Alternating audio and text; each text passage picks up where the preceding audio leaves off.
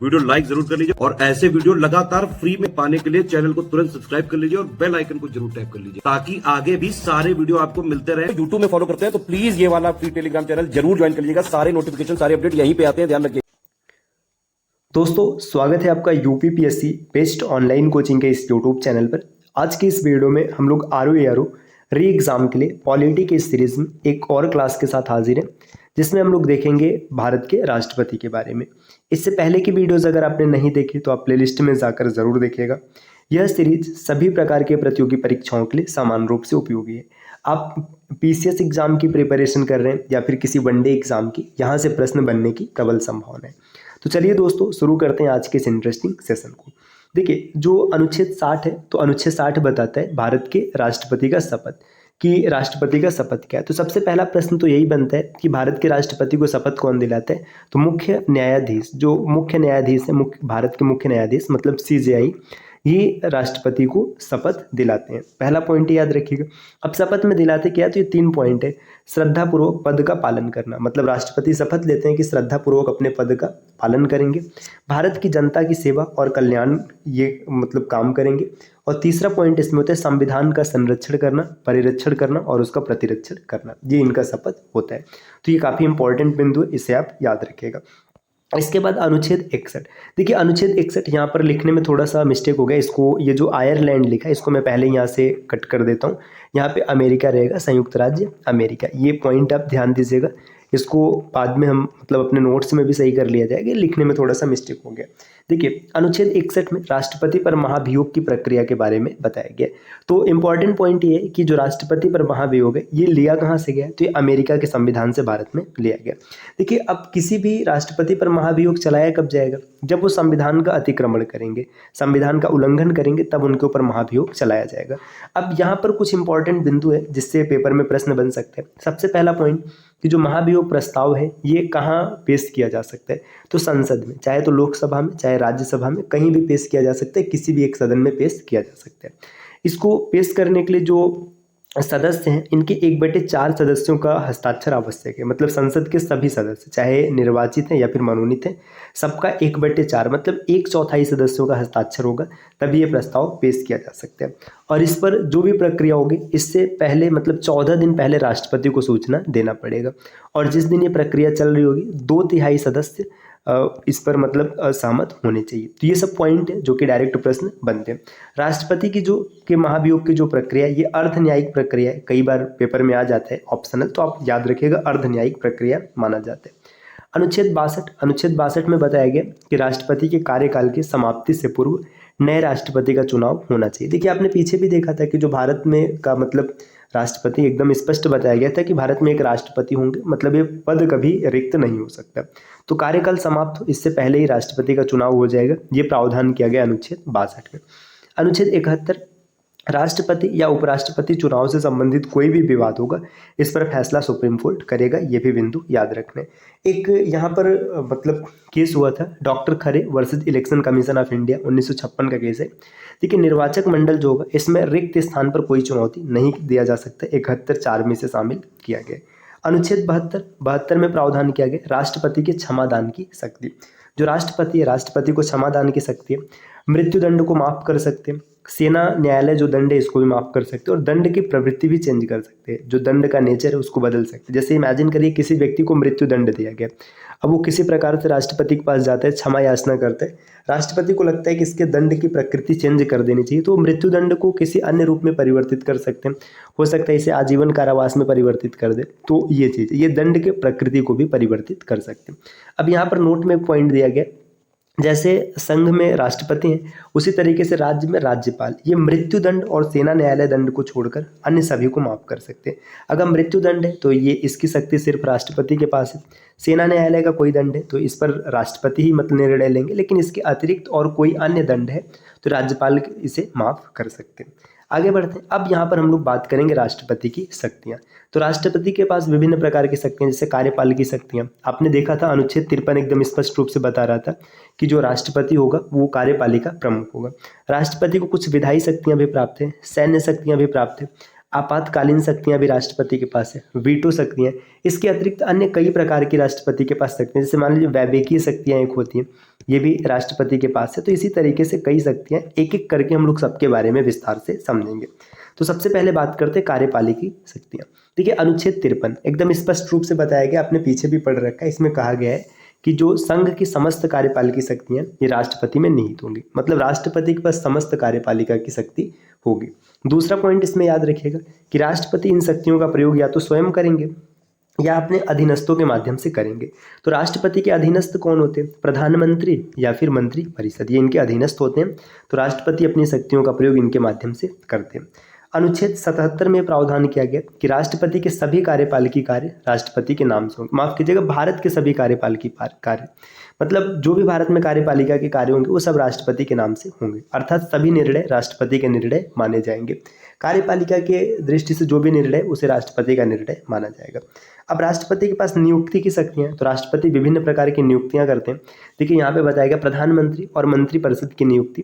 प्रधानमंत्री अनुच्छेद 75 के तहत और जो काउंसिल ऑफ मिनिस्टर है उनके कार्यों का बंटवारा अनुच्छेद 77 में। राज्यपाल 155 अनुच्छेद 155 के तहत राज्यपाल की नियुक्ति करते हैं। सर्वोच्च न्यायालय के जज, यहाँ पर जज होगा, आज मतलब कितनी ज़्यादा मिस्टेक है लिखने में। सर्वोच्च न्यायालय के जो जज होंगे मतलब सुप्रीम कोर्ट के जजेस, इनकी नियुक्ति 124 के तहत है। हाई कोर्ट के जज या न्यायाधीश 217 के तहत है। महान्यायवादी जो अटॉर्नी जनरल होते हैं ये अनुच्छेद 76 के तहत। कैग नियंत्रक एवं महालेखा परीक्षक 148 के तहत इनकी नियुक्ति की जाती है।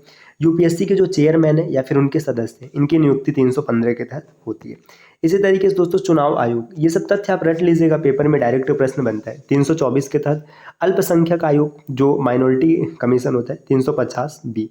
देखिए महिला आयोग है, इनके सदस्यों और अध्यक्षों की नियुक्ति होती है। जो एससी आयोग है मतलब शेड्यूल कास्ट का जो कमीशन है यहाँ 338 के तहत इसमें नियुक्ति होता है। एसटी आयोग 338 ए, ओबीसी आयोग 338 बी, मानव अधिकार आयोग इसकी नियुक्ति की जाती है। वित्त आयोग 280 के तहत किया जाता है। दिल्ली और पुडुचेरी के जो सीएम होंगे तो इनकी नियुक्ति होती है यूटी एक्ट 1973 के तहत। यूटी मतलब यूनियन टेरिटरी, जो केंद्र शासित प्रदेश होते हैं उनके उपराज्यपाल, इनकी भी नियुक्ति होती है 239 के तहत। अब राष्ट्रपति की सब कार्यपालिकी शक्तियाँ नहीं, और ये सब कार्यपालिकी अधिकारी हैं। इसी प्रकार राष्ट्रपति की विधायी शक्तियाँ भी होती हैं। देखिए अब अनुच्छेद 79 इसमें प्रावधान किया गया कि संसद के 3 अंग होते हैं। देखिए संसद के अगर अंग पूछा जाएगा कितने अंग हैं, तो संसद के 3 अंग है, या अंग या फिर भाग बोले, लोकसभा, राज्यसभा और राष्ट्रपति। लेकिन अगर ये पूछा जाए संसद के कितने सदन हैं, तो सदन सिर्फ 2 होते हैं, एक राज्यसभा और एक लोकसभा। इसे उच्च सदन कहते हैं और इसे निम्न सदन। ये कभी भंग नहीं किया जा सकता, ये भंग हो सकता है। राज्यसभा के बारे में अनुच्छेद 80 में प्रावधान किया गया और लोकसभा अनुच्छेद 81 में। बाकी राष्ट्रपति, तो राष्ट्रपति विधायी शक्तियां इनके पास होती है क्योंकि ये संसद का अभिन्न अंग माना जाता है। अनुच्छेद 85 में प्रावधान है कि लोकसभा को समय से पहले भंग करने की शक्ति मतलब 17वासान की शक्ति राष्ट्रपति के पास है। ये 17वासान होगा प्रधानमंत्री के सिफारिश पर, पीएम मतलब प्रधानमंत्री। अब प्रधानमंत्री सिफारिश ही क्यों करेगा? जैसे पार्टी के पास बहुमत का न होना या अस्थिर व्यवस्था होना, व्यवस्था ठीक ठाक नहीं है तो प्रधानमंत्री सिफारिश करेगा जिससे 17वासान राष्ट्रपति के द्वारा किया जाएगा। अनुच्छेद 86 लोकसभा या राज्यसभा के संबोधन की शक्ति राष्ट्रपति को प्रदान करता है। अनुच्छेद 87 प्रत्येक लोकसभा के प्रथम सत्र को संबोधित करना। देखिए जितना भी लोकसभा होगा उसका जो पहला सत्र होगा, प्रथम सत्र, इसको संबोधित किया जाएगा। और प्रत्येक वर्ष के प्रथम सत्र को संबोधित करना, ये दोनों पॉइंट याद रखिएगा कि लोकसभा का पहला सत्र जो होगा उसको भी संबोधित करेंगे और प्रत्येक वर्ष के पहले सत्र को संबोधित करेंगे राष्ट्रपति। अनुच्छेद 108 देखिए लोकसभा और राज्यसभा की संयुक्त बैठक बुलाना, जो संयुक्त बैठक है ये राष्ट्रपति बुला सकते हैं। 83 में प्रावधान किया गया कि राज्यसभा के जो 12 सदस्यों का मनोनयन है, आपने पीछे देखा था कि राज्यसभा में कुल 250 सदस्य होते हैं जिसमें 238 या तो राज्य या फिर यूटी का प्रतिनिधित्व करते हैं और 12 का क्या किया जाता है, 12 का किया जाता है मनोनयन। तो जो 12 का मनोनयन किया जाता है, ज़्यादा इंपॉर्टेंट पॉइंट है ये पूछा जाता है कि किन क्षेत्रों से उनका मनोनयन होता है। जैसे कला हो गया, साहित्य हो गया, विज्ञान हो गया, समाज सेवा, इन 4 क्षेत्रों से किया जाता है। तो ये भी याद रखना है। आगे देखिए अनुच्छेद 331 लोकसभा में 2 आंग्ल भारतीयों का आरक्षण था जिसे दिसंबर 2019 में 104वां संविधान संशोधन हुआ था, इसे रोक दिया गया। तो 331 के तहत आंग्ल भारतीयों का भी मतलब ये मनोनयन कर सकते थे। आगे देखिए यहाँ पर दिया अनुच्छेद 85 अधिवेशन बुलाना, वो पीछे एक पॉइंट छूट गया था तो इसीलिए मैंने यहाँ पे लिख दिया। 85 आपने पीछे देखा था ना कि लोकसभा को भंग करना, उसी का हिस्सा अधिवेशन बुलाना, मतलब कोई भी अधिवेशन बुला सकते हैं, सत्र आहूत कर सकते हैं। बजट सत्र फरवरी से अप्रैल के बीच होते हैं। मानसून सत्र जुलाई से अगस्त के बीच होता है और शीत सत्र दिसंबर से जनवरी के बीच है। अब ये जो सत्र आता है ना वर्ष में कम से कम 2 बार, और इनके बीच में 6 महीने से अधिक का गैप नहीं होना चाहिए, ये तथ्य आपको याद रखना है। और आगे बढ़ेंगे। अब यहाँ पे देखिए, अब थोड़ा सा एक पॉइंट है, राष्ट्रपति के वीटो पावर की बात करते हैं। वीटो पावर समझने के लिए पहले ये समझिए, कोई भी कानून अगर बनाना है तो सबसे पहले संसद में बिल पेश किया जाता है। अब बिल या तो लोकसभा और राज्यसभा दोनों में से कहीं पर भी पेश होगा, इसे पास किया जाएगा, लोकसभा और राज्यसभा पास करेगा। अब जब पास हो जाएगा तो कानून बनने के लिए राष्ट्रपति के हस्ताक्षर की आवश्यकता होगी, तो हस्ताक्षर हेतु राष्ट्रपति के पास जाएगा। अब देखिए, जब राष्ट्रपति के पास जाएगा तो अनुच्छेद 111 में राष्ट्रपति को 3 तरीके के मतलब पावर प्रदान है। या तो राष्ट्रपति उस पर साइन कर दे, जैसे ही साइन कर देंगे तो क्या हो जाएगा, वो पास हो जाएगा, ठीक।